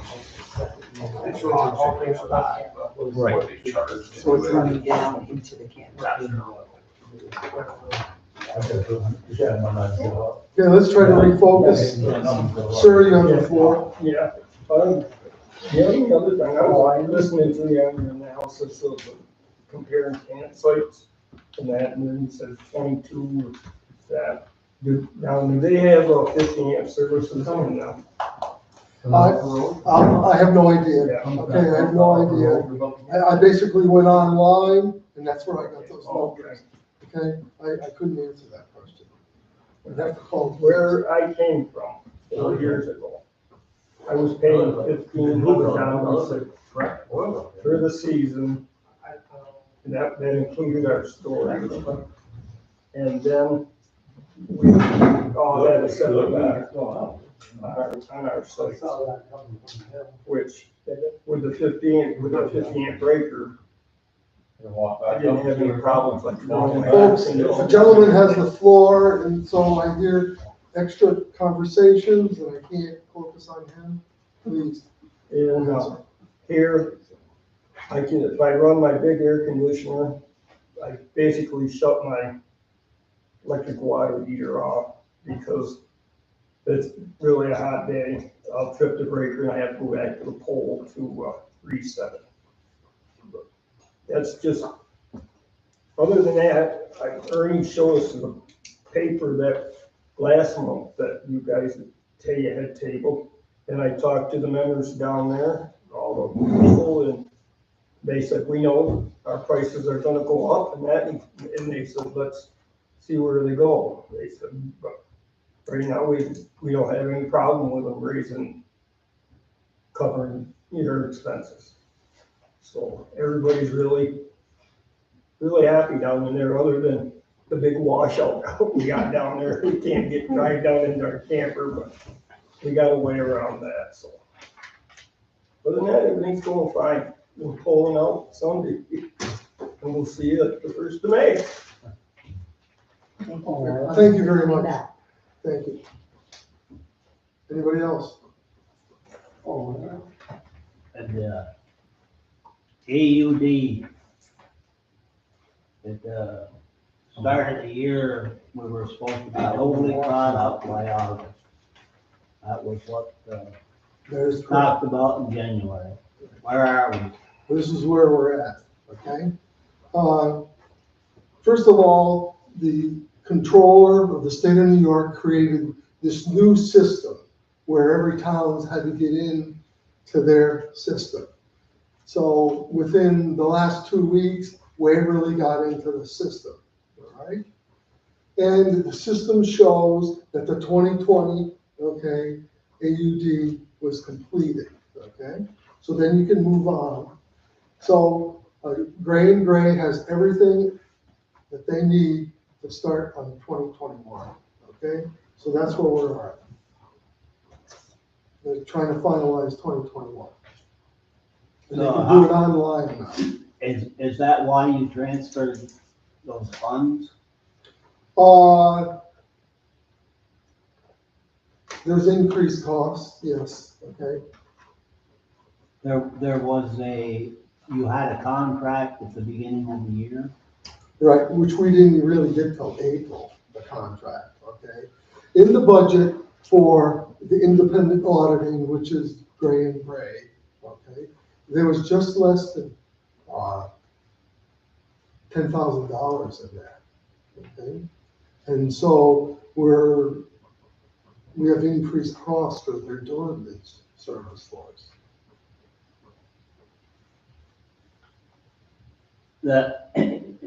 Next thing,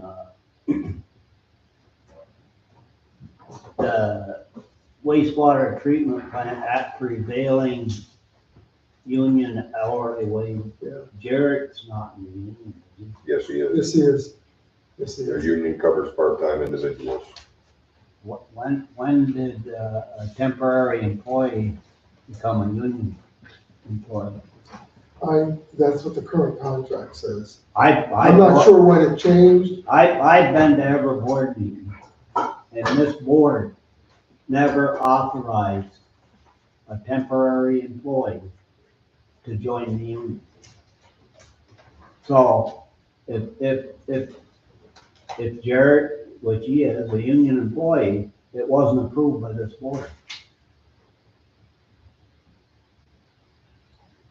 I don't know, He was approved to be hired way back in May of 2023. Jeff went Right, but before him. it was never a union job, was it? I don't know if it was before this last contract, but it says right in the contract, full-time and part-time employees Our union, are covered by the union. He has to pay the same dues as the full-time They employee. paid dues. I can look back at the So- previous contract. I don't know what board or what supervisor accepted that and made the deal, but they did. the budget request, they're doing August, right, for anybody that wants to, for an increase, any elected official. That is correct, yes. I sent out paperwork and I believe all of them were returned. What, did everybody ask for a raise? No, No. no, okay? One individual asked for a raise, but that individual, which is the assessor, has a contract, okay? So, request denied, okay, what the contract says. Okay? I do believe, okay, the code officer asked for the increase. Yeah, $300. $300. $300. I believe that's the only one.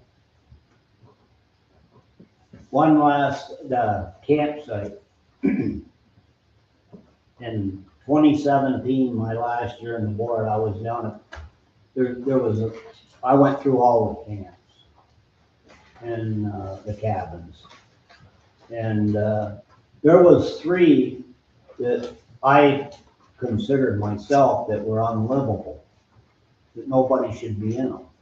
I mean, I would have taken a sleeping bag and slept outside before I sleep in there. So I wonder if any of you board members have gone through those cabins. I haven't, not since I've worked here. You worked down there, but I've been in two, actually 3. I haven't been in all of them.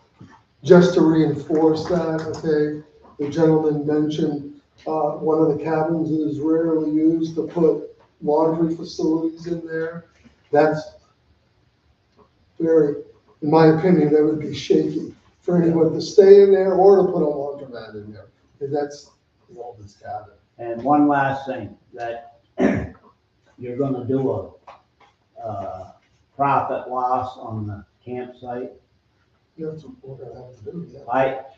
On my last year on the board, I went, and I spent many hours in here going, and I don't think I missed anything, and I still have it. So if you really wanna do a profit and loss, I can bring this down to you, this paper, and I welcome. Corey mentioned QuickBooks. QuickBooks will tell you a lot, but there's a lot of things missing that you wouldn't get on the QuickBooks. I agree. I welcome that report. I'll gladly, it'll be a template for me to start. Okay, I welcome it. I'll drop it off. Okay. That's all I got. Thank you. Any other questions? Yes, sir. The trail, is it navigable anymore? The one that used to go over the bridge? I know a lot of people I've talked to want the bridge back. And at least the trail, I don't know if we get grant money for it, because either the bridge has to be taken down or has to be fixed back up. Right, and then work would have to be done on the trail. Right. And I'll tell you, the trail on the west side, so you cross the bridge. Right. And then there's a big sign saying trail. That goes, you gotta be careful at the beginning because there's poison ivy, okay? But a lot of times I weed whack that back. Okay. Then you get going down, when you go steep down, Right. that trail needs major renovation, okay? Okay. Probably stairs and platforms in certain areas. People go down it, but you gotta be very careful because there's huge rocks. Right. It's rough, it's rough. And then the trail used to go all the way down to The the, dynamo. to the dynamo. Yeah. And that, and We used that's, to play on it. nobody's going, so it would have to be recut, Yeah, okay? there And were, marked. there were some bridges down through there and Little little rails. Right. You know. Like a nature walk. Yeah. Yeah. Right. Yeah, you could go all the way down to. The bridge It was a is a big beautiful project. Yeah. It would be great if we could, Well, it's off the top of my head, it's $250,000. Years to raise it, but. Probably to get rid of that bridge and then reconstruct it properly. That's a We huge get more challenge. rain like we had, it almost can't get out. At one time, first one, Yeah, it was slapping right up against the bottom of them. I expected during the night. I expected to see it gone. Yeah. I was hoping. Heavy rain. Yeah, really. But we had to talk about putting it in a different spot. Right. Then the second rain come up awful close too, that first one,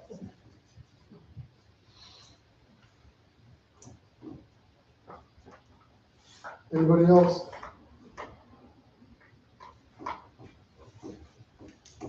Yes. I have a question for Bruce on the South River Road. I took a ride down there last week. I see a lot of people are getting filled. And I don't know where your responsibility starts or stops on something like that, but I think they're pushing it right toward the river, one spot. Well, yeah, I saw that, you know, as I go up today, I got the today checking. The people that wanna come get a permit filled, if it's not wetlands, I'll give them a permit.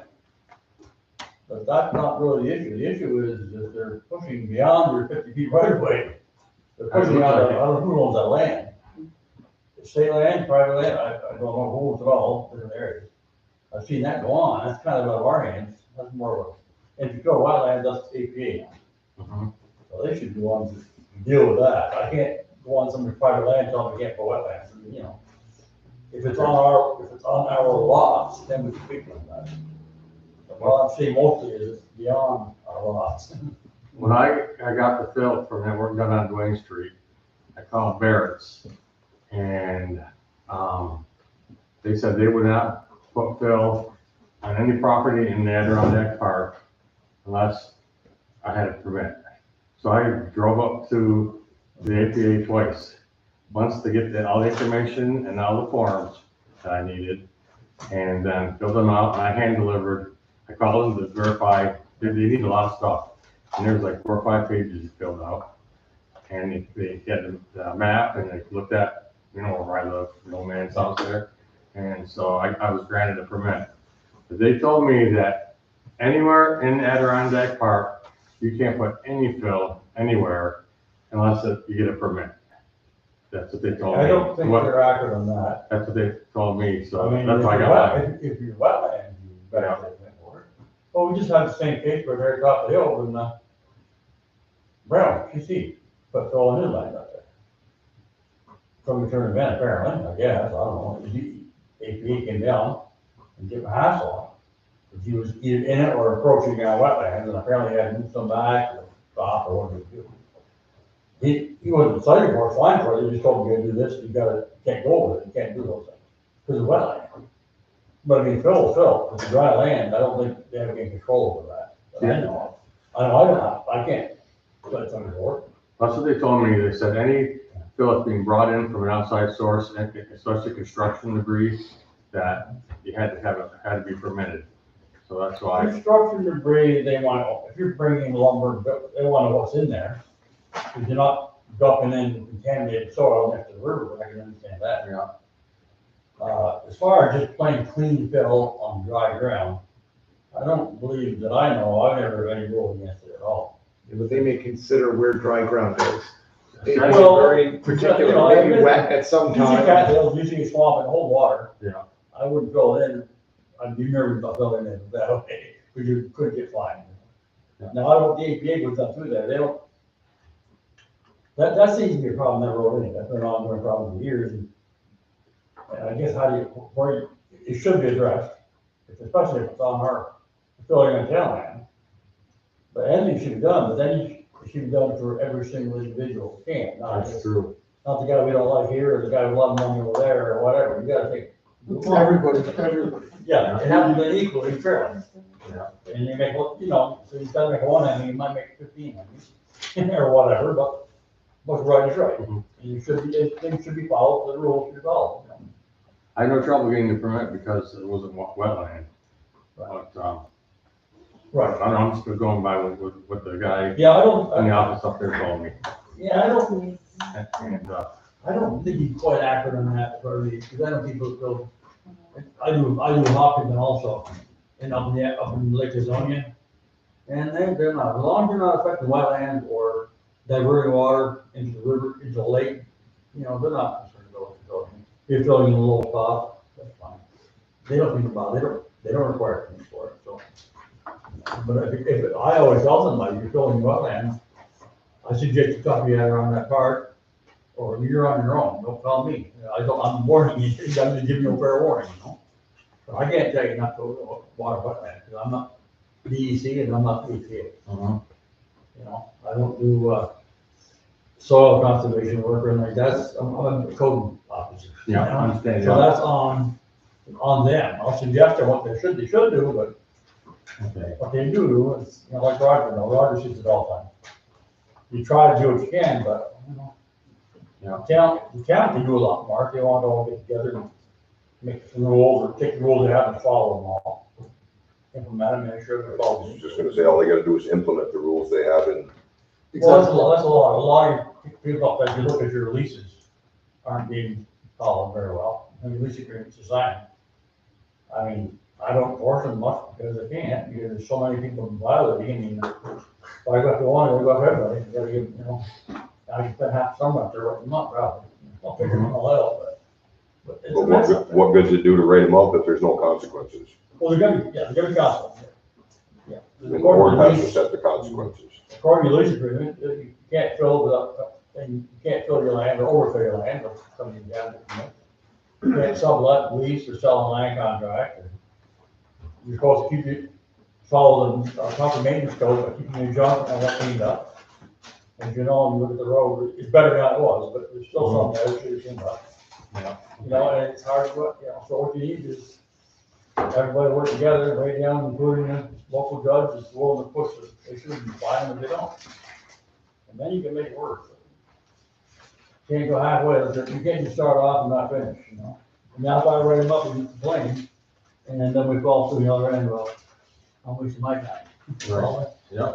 But I think it'd be a good idea if they did, for the town's sake and for the road, if they did follow, make the follow rules a little closer than they are now. Go back. That'd be my recommendation. All right? Thank you. Thank you. Here we go. Your decisions. They should follow leases and release that they signed and I don't know all who is up there. We gotta move forward, okay, and hold people accountable. I see two things, that boundaries, okay, there's no, the lots aren't surveyed, okay? So boundaries are pushed, if nobody says anything. So that's one thing, okay? And then there's the filling, that might be legal, illegal, and then there's a few who are probably renting out the property that they're not supposed to do, okay? Yeah, they've been renting out, There's a full of land contracts, there's things that they're supposed to do. There's some of that too. Yeah, so it's, you know, I mean, either way, you got at least an agreement. And ultimately, if they violate their lease, we can evict them. Right, you can vote. There's a clause that Revoke says the that. lease, right. But this is, you know, it's gonna have to be, if you're gonna do it, you gotta do it, it's tough, because it's been going on for years. You know, I mean, they've been up there for years, and I don't think these leases have been followed for years, I don't think. You're probably right, you're probably right on that. I don't think anybody, you know, people renting and doing and junk, and, yeah, I've got, we've cleaned up a lot of them the last couple, 3 years, I have, we've written them up, and people have cleaned up a lot of junk. Yeah. It's a lot better up there. A lot better than it was. Yeah, but you still gotta keep pushing, it's a constant push, you know, tell them read your lease, I don't, they tell you, I'm gonna compromise. I don't read it, but when you sign it, you have to read it. So I think it may give you years, when you do it, you give the fresh ground, you know. You know, there's some truth to that. In the past, okay, people signed the lease, and they weren't given a copy of it. Right, exactly. Okay? Since January 1st, they're getting a copy. Right, well, that's a good idea. That's not true, Ernie. Finicini and myself, when we were both the town councilors, every person that was on that lease received one that they signed as well, in addition to the copy that was the original kept by the town. So please revoke that statement. I'll retract it. Thank you. I guess people say they don't have a copy. That's what they say to us, okay? So that, they might not necessarily be telling us the truth. So when I said that, that's what I hear. Right. But when they say that, then you give them a I copy. think a lot of people just come in on, they give you the check and they sign the papers you want, and get that, and you're happy, and you fold them up, and they're gone. They probably don't look at it, I don't think you read it, you know. And a lot of them, I tell people that, they didn't want to read, they don't read it, don't read the lease. You can't do this, you can't do that, you know, they. There was one individual who wanted to do something, all right? And, I sent him a copy of his lease and showed him the clause, okay, where he couldn't do it. Well, he wanted us to do something, okay, and I said, it's your responsibility. And then I haven't heard from him since then. I think the question is a joke. It's annoying when you drive through there, you see 3-4 camps, it's clean and very nice and neat. Then all of a sudden you come to an area that's picked up, it's like a junkyard. And you literally got to fight and argue with people and make it clean it up. That's annoying, you know? It's gotta be annoying to people around it, it's nice for them. Knowing that they're all in the same lease agreement, they have the same ideas, but they can do it, but we can't, you know? So that's kind of tough. So some days I don't make any friends up there. But that's okay too. Thank you for sticking with it. There were places in town where you cited them, Yes, okay? And there was improvement. Yes, There was improvement in those things. we're getting there. It's just, you know, you have to kind of, I guess you get there with baby steps, you know, little, you just got to push it and push it, and it works, but it just takes patience and, I don't know. You get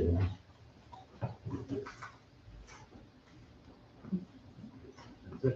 We started on PC at all. We've been here long, so stuff. Anybody else? All right, a motion to adjourn for the board. Tim makes the motion, Tim seconds it, all those in favor. Thank you, folks. Oh, okay. All right.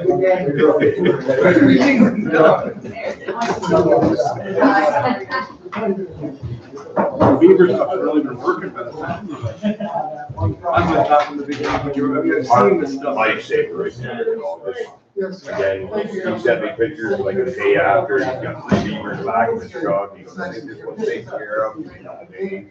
Called the he had one more, he's over on another road. It's just quick and easy, you know. Guys up there, now load the machine up, going on.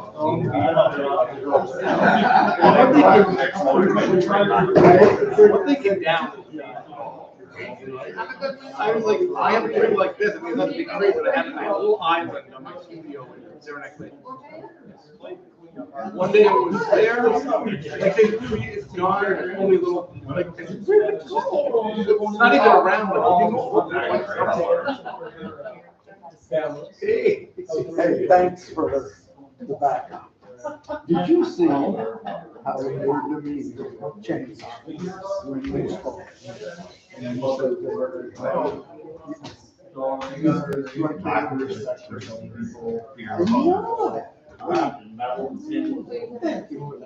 you for your, yeah.